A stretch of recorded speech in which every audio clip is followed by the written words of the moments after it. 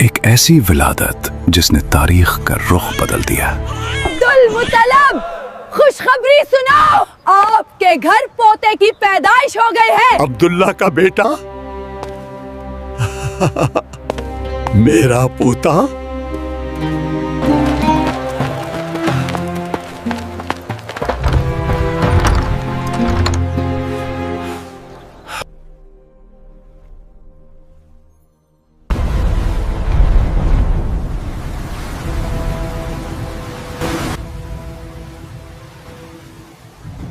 بارہ ربیع الاول پیر کا دن تھا۔ ابھی سورج کی پہلی کرن نمودار بھی نہ ہوئی تھی، مگر مکہ کا ایک گھر اس دنیا کے سب سے بڑے نور سے روشن ہو چکا تھا۔ جب حضور صلی اللہ علیہ وسلم کی پیدائش ہوئی، برسوں کی پیاسی زمین نے گویا سکون کی سانس لی۔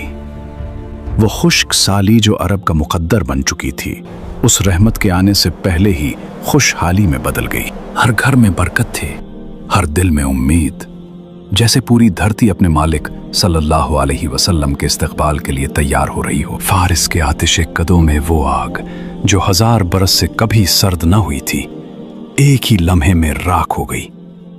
ادھر فارس کے بادشاہ کسرا کا محل لرز اٹھا اور اس کے 14 بڑے کنگرے زمین پوس ہو گئے۔ یہ دنیا کی بڑی طاقتوں کے لیے ایک پیغام تھا کہ پرانا نظام ختم ہو چکا ہے، اب سلطنت مصطفیٰ صلی اللہ علیہ وسلم کا آغاز ہے۔ انسانوں کے ہاتھ سے بنے وہ جھوٹے خدا جو صدیوں سے تخت پر بیٹھے تھے، آج حق کے آنے کی آہٹ سنتے ہی منہ کے بل گر پڑے۔ قدرت کے کھیل تو دیکھیے، جسے بحرہ ساوا کہا جاتا تھا، وہ 6 میل لمبا سمندر ایک ہی لمحے میں خشک ہو گیا، اور وادی سماوا کی سوکھی ندی میں اچانک موجیں اٹھنے لگیں۔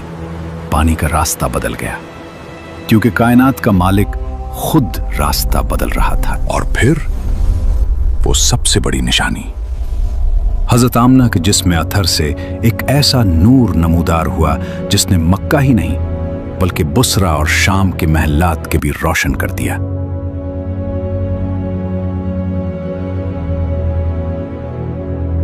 محمد مصطفیٰ صلی اللہ علیہ وسلم عالم وجود میں رونق افروز ہوئے، اور پاکیزہ بدن ناف بریدہ ختنہ کیے ہوئے، خوشبو میں بسے ہوئے، مکہ مکرمہ کی مقدس سرزمین میں اپنے والد ماجد کے مکان کے اندر پیدا ہوئے۔ باپ کہاں تھے جو بلائے جاتے اور اپنے نو نہال کو دیکھ کر نہال ہوتے؟ وہ تو پہلے ہی وفات پا چکے تھے۔ دادا بلائے گئے جو اس وقت طواف کعبہ میں مشغول تھے۔ سردار مبارک ہو، آپ کے گھر وہ پوتا پیدا ہوا ہے جس نے مکہ کی گلیوں کو نور سے بھر دیا ہے۔ عبداللہ کا بیٹا میرا پوتا۔ یہ خوشخبری سن کر دادا عبد المطلب خوش حرم کعبہ سے اپنے گھر آئے اور والہانہ جوش محبت میں اپنے پوتے کو کلیجے سے لگا لیا۔ اے میرے لاڈلے، تو اپنے باپ کی نشانی ہے، تو میرے اجڑے ہوئے گھر کی رونق ہے۔ لوگو سن لو، میں اس بچے کا نام محمد رکھتا ہوں تاکہ آسمانوں میں اللہ اور زمین پر اس کی مخلوق اس کی حمد و ثنا کرے۔ یہ وہ نام تھا جو عرش پر پہلے ہی لکھا جا چکا تھا۔ عبد المطلب نے دعا مانگی اور مکہ کے در و دیوار سبحان اللہ پکار اٹھے۔ اس کے بعد ابو لہب کی لونڈی سویبہ خوشی میں دوڑتی ہوئی گئی اور ابو لہب کو بھتیجا پیدا ہونے کی خوشخبری دی۔ مبارک ہو، آپ کے بھائی عبداللہ کے گھر بیٹا پیدا ہوا ہے۔ کیا کہا؟ عبداللہ کا بیٹا؟ یہ تو بہت بڑی خوشخبری ہے۔ جا صوبیہ، اس خوشخبری کے صدقے آج سے تو آزاد ہے۔ میں نے اپنے بھتیجے کی ولادت کی خوشی میں تجھے غلامی سے نجات دی۔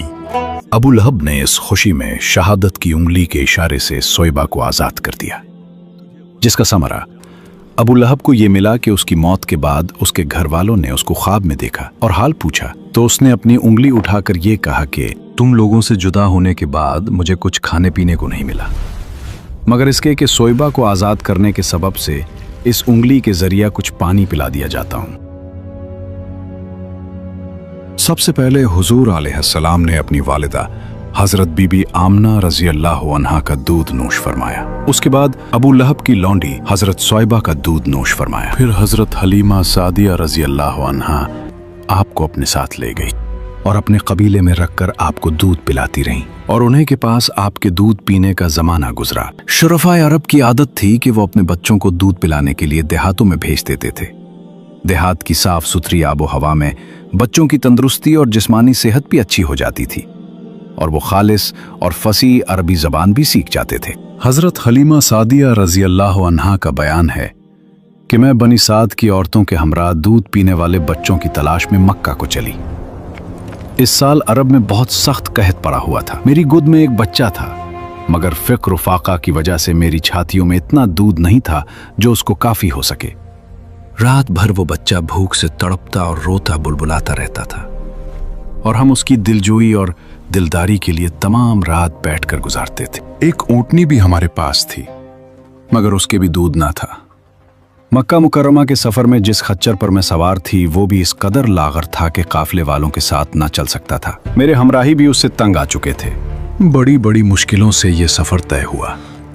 जब ये काफिला मक्का मुकर्रमा पहुंचा तो जो औरत रसूलुल्लाह सल्लल्लाहु अलैहि वसल्लम को देखती और ये सुनती कि ये यतीम है तो कोई औरत आपको लेने के लिए तैयार नहीं होती थी, क्योंकि बच्चे के यतीम होने के सबब से ज्यादा इनाम और इकराम मिलने की उम्मीद नहीं थी। इधर हजरत हलीमा सादिया की किस्मत का सितारा चमक उठा। इनके दूध की कमी उनके लिए रहमत की ज्यादती का बाइस बन गई, क्योंकि दूध कम देखकर किसी ने उनको अपना बच्चा देना गवारा न किया। हजरत हलीमा सादिया ने अपने शौहर से कहा, ये तो अच्छा नहीं मालूम होता कि मैं खाली हाथ वापस चलूं। उससे तो बेहतर यही है कि मैं इस यतीम ही को ले चलूं। शौहर ने उसको मंजूर कर लिया और हजरत हलीमा उस यतीम को ले आई, जिससे सिर्फ हजरत हलीमा और हजरत आमिना ही के घर में नहीं बल्कि कायनात आलम के मशरक और मगरिब में उजाला होने वाला था। हजरत हलीमा की सूई हुई किस्मत बेदार हो गई और सरूर कायनात उनकी आगोश में आ गए। अपने खैमे में लाकर जब दूध पिलाने बैठे तो बारान रहमत की तरह बरकात नबूवत का ज़हूर शुरू हो गया। खुदा की शान देखिए कि हजरत हलीमा के मुबारक पिस्तान में इस कदर दूध उतरा कि रहमत आलम ने भी और उनके रजाई भाई ने भी खूब शिकमसैर होकर दूध पिया और दोनों आराम से सो गए। उधर ऊंटनी को देखा तो उसके थिन दूध से भर गए थे। हजरत हलीमा के शौहर ने उसका दूध दुहा और मियाँ बीवी दोनों ने खूब सैर होकर दूध पिया और शिकमसैर होकर रात भर सुख और चैन की नींद सोए।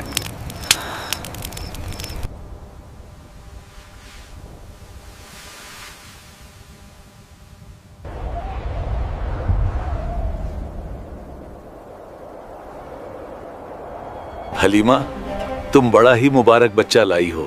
वाकई मुझे भी यही उम्मीद है कि ये निहायत ही बाबरकत बच्चा है और खुदा की रहमत बनकर हमको मिला है, और मुझे यही तवक्का है कि अब हमारा घर खैर और बरकत से भर जाएगा। हजरत हलीमा फरमाती हैं कि उसके बाद हम रहमत आलम को अपनी गोद में लेकर मक्का मुकर्रमा से अपने गांव की तरफ रवाना हुए तो मेरा वही खच्चर अब इस कदर तेज चलने लगा कि किसी की सवारी उसकी गिर्द को नहीं पहुंचती थी। काफिले की औरतें हैरान होकर मुझसे कहने लगीं कि ए हलीमा, क्या ये वही खच्चर है जिस पर तुम सवार होकर आई थी, या कोई दूसरा तेज रफ्तार खच्चर तुमने खरीद लिया है? अलगरज हम अपने घर पहुंचे। वहां सख्त कहत पड़ा हुआ था। तमाम जानवरों के थनों में दूध खुश्क हो चुके थे, लेकिन मेरे घर में कदम रखते ही मेरी बकरियों के थन दूध से भर गए। अब रोजाना मेरी बकरियां जब चरागाह से घर वापस आती तो उनके थन दूध से भरे होते। हालांकि पूरी बस्ती में और किसी को अपने जानवरों का एक कतरा दूध नहीं मिलता था। मेरे कबीला वालों ने अपने चरवाहों से कहा कि तुम लोग भी अपने जानवरों को उसी जगह चराओ जहां हलीमा के जानवर चरते हैं। चुनाचे सब लोग उसी चरागाह में अपने मवेशी चराने लगे जहां मेरी बकरियां चरती थीं। मगर यहां तो चरागाह और जंगल का कोई अमल दखली नहीं था। ये तो रहमत आलम के बरकात नबूवत का फैज था, जिसको मैं और मेरे शौहर के सिवा मेरी कौम का कोई शख्स नहीं समझ सकता था। अलगरज इसी तरह हरदम हर कदम पर हम बराबर आपकी बरकतों का मुशाहिदा करते रहे, यहां तक कि 2 साल पूरे हो गए और मैंने आपका दूध छिड़ा दिया। आपकी तंदुरुस्ती और नश्व नुमा का हाल दूसरे बच्चों से इतना अच्छा था कि 2 साल में आप खूब अच्छे बड़े मालूम होने लगे। दस्तूर के मुताबिक अब अमानत उसके असल मालिक के हवाले करने का वक्त आ चुका था। हजरत हलीमा भारी दिल के साथ मक्का पहुंची। गलियां वही थी, मगर आज उनके हाथों में पूरी कायनात का सुल्तान था। हजरत आमिना रजी अल्लाह अन्हा अपने घर के दरवाजे पर खड़ी हैं। हजरत हलीमा रजी अल्लाह अन्हा बच्चे को उनकी गोद में देती हैं। हजरत आमिना रजी अल्लाह अन्हा ने अपने दिल के टुकड़े को सीने से लगाया और हजरत हलीमा को उनकी खिदमत के बदले बेपनाह इनाम और इकराम से नवाजा। मगर हलीमा के लिए सबसे बड़ा इनाम वो बरकतें थीं जो वो 2 साल अपने साथ समेटती रहीं। कायदे के मुताबिक अब अमानत लौटाने का वक्त आ चुका था, मगर जिन आंखों ने 2 बरस तक आसमान से बरकतें उतरते देखी हूं, वो इस नूर से जुदाई कैसे बर्दाश्त कर सकती। मगर मोहब्बत हमेशा कोई ना कोई रास्ता निकाल देती है। इसी साल मक्का में खौफनाक वबा फैली हुई थी।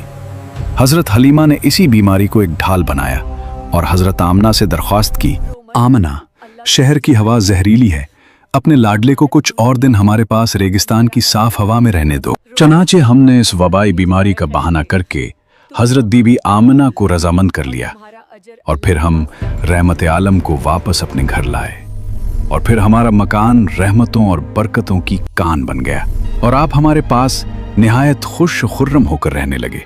आप सल्लल्लाहु अलैहि वसल्लम घर से बाहर निकलते और दूसरे लड़कों को खेलते हुए देखते, मगर खुद हमेशा हर किस्म के खेल कूद से अलहदा रहते। एक रोज मुझसे कहने लगे कि अम्मा जान, मेरे दूसरे भाई बहन दिन भर नजर नहीं आते।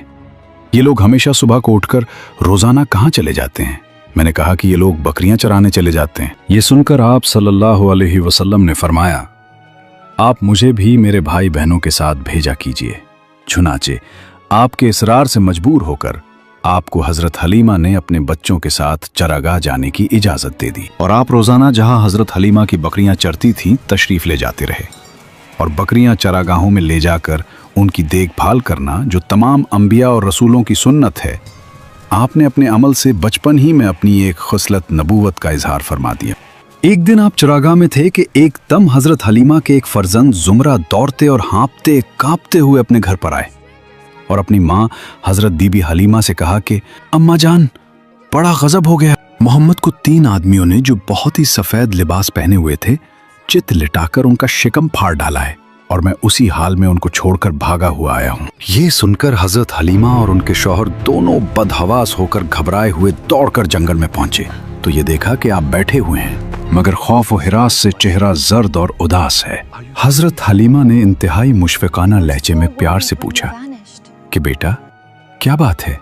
आपने फरमाया कि 3 शख्स जिनके कपड़े बहुत ही सफेद और साफ सुथरे थे मेरे पास आए और मुझको चित लिटाकर मेरा शिकम चाक करके उसमें से कोई चीज निकालकर बाहर फेंक दिया और फिर कोई चीज मेरे शिकम में डालकर शगाफ कोसी दिया, लेकिन मुझे जर्रा बराबर भी कोई तकलीफ नहीं हुई।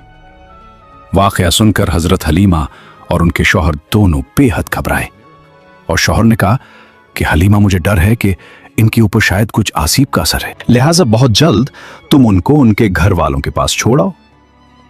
उसके बाद हजरत हलीमा आपको लेकर मक्का मुकर्रमा आए, क्योंकि उन्हें इस वाकया से ये खौफ लाहक हो गया था कि शायद अब हम उनकी हिफाजत ना कर सकेंगे। हजरत हलीमा ने जब मक्का पहुंचकर आपको आपकी वालिदा माजिदा के सुपुर्द किया तो उन्होंने दरियाफ्त किया कि हलीमा, तुम तो बड़ी ख्वाहिश और चाह के साथ मेरे बच्चे को अपने घर ले गई थी, फिर इस कदर जल्द वापस ले आने की वजह क्या है? जब हजरत हलीमा ने शिकम जाग करने का वाकया बयान किया और आसीब का शुबा जाहिर किया तो हजरत बीबी आमना ने फरमाया कि हरगज नहीं, खुदा की कसम, मेरे नूरे नजर पर हरगिज कभी भी किसी जिन या शैतान कामिल अमल दखल नहीं हो सकता।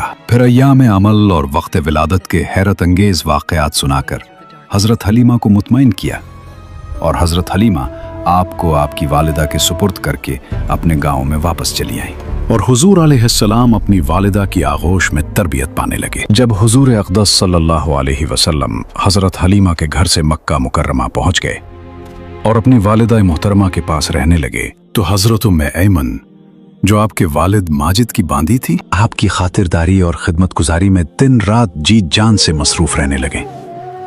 ऐमन का नाम बरकत है। यह आपको आपके वालिद से मीरास में मिली थी।